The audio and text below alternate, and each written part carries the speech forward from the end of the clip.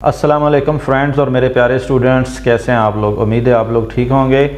आज जो है ना वो एक थोड़ी सी डिफरेंट किस्म की वीडियो में बनाने लगा था, क्योंकि इससे पहले काफ़ी सारी वीडियोस मैंने बनाई हैं जो कि एंटीना डिज़ाइनिंग से रिलेटेड हैं और मैंने डिफरेंट एंटीना के बारे में आपको बताया। आज की वीडियो में मैं आपको बताऊँगा कि ये जो सिग्नल जनरेटर है ये क्या होता है और ये कैसे वर्क करता है, इसके पीछे क्या थ्योरी है, ये सारा मैं आपको बताऊँगा। तो दोस्तों, वीडियो की तरफ फर्दर प्रोसीड करने से पहले आप लोगों से एक ही रिक्वेस्ट है कि आप चैनल को जल्दी से सब्सक्राइब करके और बेल आइकन ज़रूर प्रेस करें, ताकि जो है ना वो मेरी सारी वीडियो का नोटिफिकेशन है आपके पास पहुंच जाए। तो दोस्तों, ये जो होता है ना हमारे पास सिग्नल जनरेटर, इसकी तरफ हम चलते हैं। सिग्नल जनरेटर बुनियादी तौर पर ये होता है कि ये हमारे पास फ्रीक्वेंसी पैदा करता है, यानी आउटपुट में आपको फ्रीक्वेंसी पैदा करता है। और किस तरह की फ्रीक्वेंसी होती है, जैसे ऑसिलेटर जो होता है वो फ्रीक्वेंसी पैदा करता है, लेकिन जो सिग्नल जनरेटर है ये हमारे पास मॉड्यूलेटेड जो है वो वेव फॉर्म पैदा करता है, या यूँ कह सकते हैं कि मॉड्यूलेटेड जो है ना वो फ्रीक्वेंसी पैदा कर रहा होता है। तो ये हम लोग क्यों इस्तेमाल करते हैं? बुनियादी तौर पर जो सिग्नल जनरेटर है ये दूसरे इक्विपमेंट, दूसरे आलात की टेस्टिंग और अलाइनमेंट करने के लिए इस्तेमाल होता है। जैसे कि सम टाइम हमें ऐसे होता है कि हमें लाउड स्पीकर की टेस्टिंग करनी है, सम टाइम हमें जो है ना वो एम्पलीफायर की टेस्टिंग करनी है, सम टाइम हमें जो है ना वो रेडियो फ्रिक्वेंसी का सिग्नल जनरेट करना है, और ऐसा सिग्नल जनरेट करना है जो कि हमें चाहिए कि मॉड्यूलेटेड किस्म का हो। तो बुनियादी जो बेसिकली मकसद है सिग्नल जनरेटर का, उसके अंदर एक तो ऑसिलेटर लगा होता है। ऑसिलेटर का काम है मखसूस जो है वो फ्रीक्वेंसी पैदा करना। वो मखसूस फ्रीक्वेंसी आप खुद डिसाइड करेंगे कि कितनी आपको चाहिए, क्योंकि उसके अंदर एक वेरिएबल लगा होता है जो कि आप यूँ कह सकते हैं कि मखसूस फ्रीक्वेंसी जो आप चाहते हैं वो पैदा करता है। अब उस फ्रीक्वेंसी के आगे एक एम्पलीफायर लगा होता है। सम टाइम ये वाइड बैंड एम्पलीफायर होता है और सम टाइम हम इसको कहते हैं कि ये रेडियो फ्रीक्वेंसी एम्पलीफायर है। तो ये एम्पलीफायर क्या करता है कि उस जो फ्रीक्वेंसी है उसके सिग्नल को एम्पलीफाई कर देता है। फर्दर उसके बाद सिग्नल जो है वो अटेन्यूएटर को दिया जाता है। अब अटेन्यूएटर का बुनियादी मकसद ये होता है कि वो सिग्नल के जो लेवल है उसको हम लोग कम भी कर सकते हैं और ज़्यादा भी कर सकते हैं। तो स्टूडेंट, ये जो सिग्नल जनरेटर है ये बुनियादी तौर पर हमारे पास तकरीबन 3 से 4 इकसाम के अवेलेबल होते हैं, जिनमें जो ज़्यादा इंपॉर्टेंट हैं वो 2 हैं। एक को कहते हैं हम लोग ऑडियो फ्रीक्वेंसी सिग्नल जनरेटर और दूसरे को कहते हैं रेडियो फ्रीक्वेंसी सिग्नल जनरेटर। ये तो हमारे पास जो ऑडियो फ्रीक्वेंसी सिग्नल जनरेटर होता है इसकी जो रेंज होती है वो तकरीबन 20 से लेकर 200 किलोहर्ट्ज़ तक अवेलेबल होता है।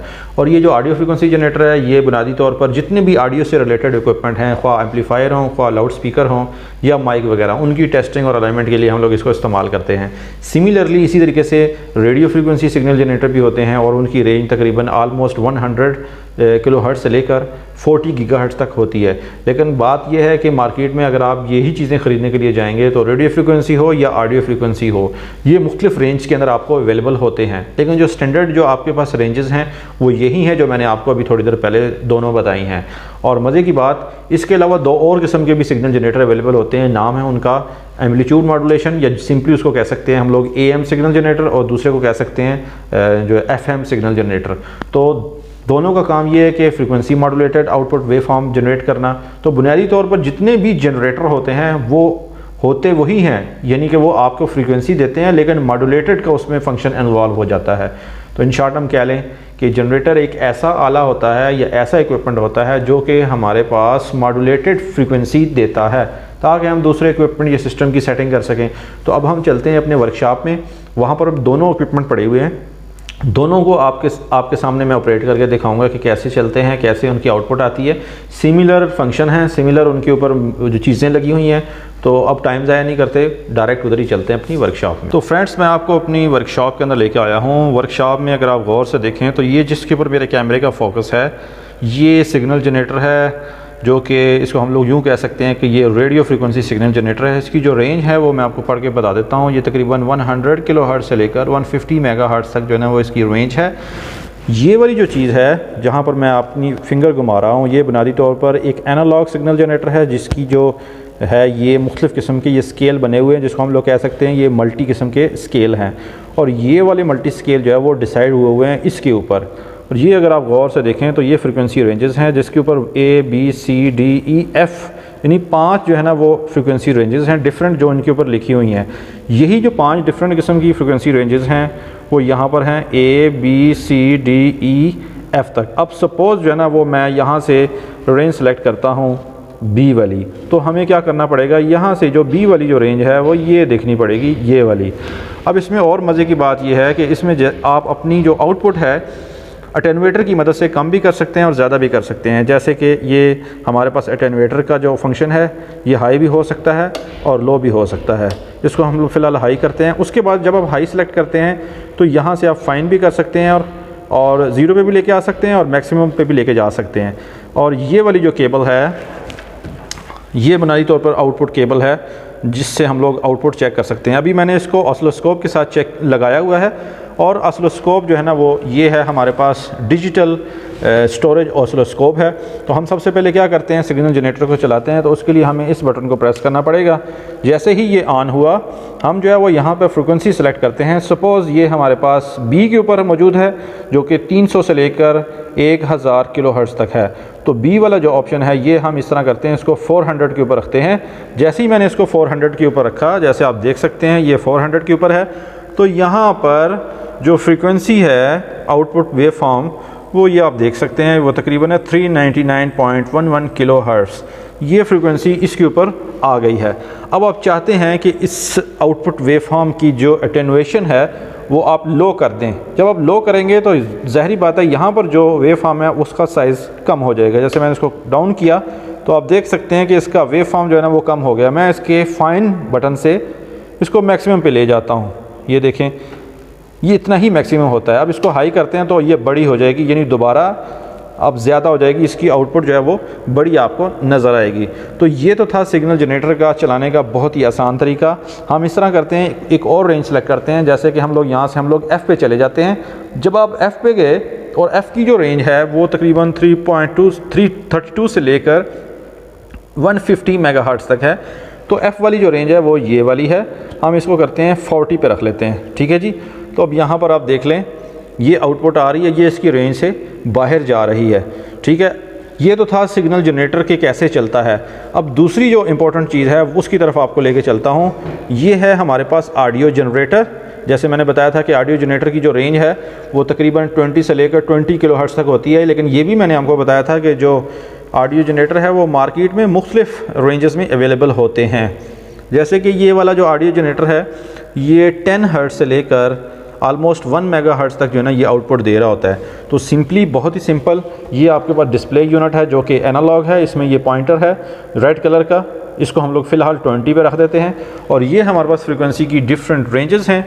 जैसे कि मल्टीप्लाई बाय 1 है, इसका मतलब ये हुआ अगर मल्टीप्लाई बाय 1 के ऊपर रखा हुआ है तो यहाँ पर अगर 20 आपने सेलेक्ट किया है तो 20 मल्टीप्लाई बाय 1 20 हो जाएगा। सिमिलरली इसको मैं चेंज करके 10 पे रखूँ तो यहाँ पे 20 मल्टीप्लाई बाय 10 200 हो जाएगा। 100 पे रखूँ तो फिर आगे इसी तरह 2000 हो जाएगा, फिर 20K हो जाएगा और 10K हो जाएगा। तो हम वापस इसको सेंटर पोजीशन पे ले आते हैं और यहाँ से आप वेव फॉर्म की मुख्तलिफ शक्लें भी सेलेक्ट कर सकते हैं। सम टाइम सर्किट को साइनोसाइडल वेव फॉर्म चाहिए होती है, सम टाइम यूँ कह लें कि स्क्वायर वेव चाहिए होती है। तो यहाँ पर इस बटन से आप जो है ना दोनों वेव फॉर्म को सिलेक्ट कर सकते हैं। सिमिलरली जिस तरीके से यहाँ पर सिग्नल जनरेटर के अंदर अटेनुएटर का हाई लो का बटन था, यही फंक्शन यहाँ पर ऑडियो जनरेटर के अंदर भी मौजूद है। जैसे 0 dB, -20 dB और -40 dB और सिमिलरली फाइन का बटन उसी तरीके से। यहाँ से हम लोग आउटपुट लेंगे। अभी मैं आपको इसकी आउटपुट जो है वो कनेक्ट करके बता देता हूँ कि वो कैसे चेक करते हैं। तो फ्रेंड्स ये अब मैंने क्या किया कि ऑडियो जनरेटर की जो आउटपुट है जो कि ये येलो और ब्लैक वायर है, इसको मैंने ऑसिलोस्कोप के साथ कनेक्ट कर दिया है। ये देख सकते हैं ऑसिलोस्कोप की जो पॉजिटिव है वो येलो के साथ कनेक्टेड है और ब्लैक जो है ना वो नेगेटिव के साथ कनेक्टेड है। और ऑसिलोस्कोप की जो प्रोब है वो अपनी जगह पे कनेक्टर फिटेड है। अब हम क्या करेंगे, जैसे कि आपने ऑडियो जनरेटर में देखा कि हम लोग रेंज सेलेक्ट करेंगे। सपोज़ मैं कहता हूँ कि मैंने 100 रेंज सेलेक्ट की है तो ये मल्टीप्लायर है, बेसिकली मल्टीप्लाई बाय 100 है। तो मल्टीप्लाई बाय 100 को अगर आप 30 पे करें तो ये कितना हो जाएगा, ये तकरीबन हो जाएगा जी 3 किलोहर्ट्ज़ के करीब हो जाएगा। क्योंकि 30 के साथ एक ज़ीरो है और ये 100 2 ज़ीरो हैं, तो आपके पास ये 3000 किलोहर्ट्ज़ हो जाएगा। तो यहाँ पर अगर आप गौर से देखें तो ये जो आपको वेव फॉर्म नज़र आएगी 3.00113 किलोहर्ट्ज़ ये वेव फॉर्म है। हम इसको ठीक कर सकते हैं टाइम पर डिवीज़न के जो बटन से हम ठीक कर सकते हैं, यानी इस वेव फॉर्म को, जो कि फ्रिक्वेंसी बहुत ज़्यादा, बुनियादी तौर पर जो ऑसिलोस्कोप होती है उसका बुनियादी मकसद यही होता है कि जो वेव फॉर्म है वो सर्किट से जो भी हम हासिल करते हैं करंट, उसकी एनालिसिस कर सकें, उसको तज्जिया कर सकें। तो यहाँ पर सिमिलर फंक्शन 2 फंक्शंस में अवेलेबल है। ये एक तो ये साइनोसाइडल वेव फॉर्म है, जैसे कि आप देख सकते हैं अभी ये साइन वेव है, हम इसको स्क्वायर वेव में भी शिफ्ट कर सकते हैं। जैसे ही मैंने किया तो ये स्क्वायर वेव में इस तरह की वेव फॉर्म आ गई।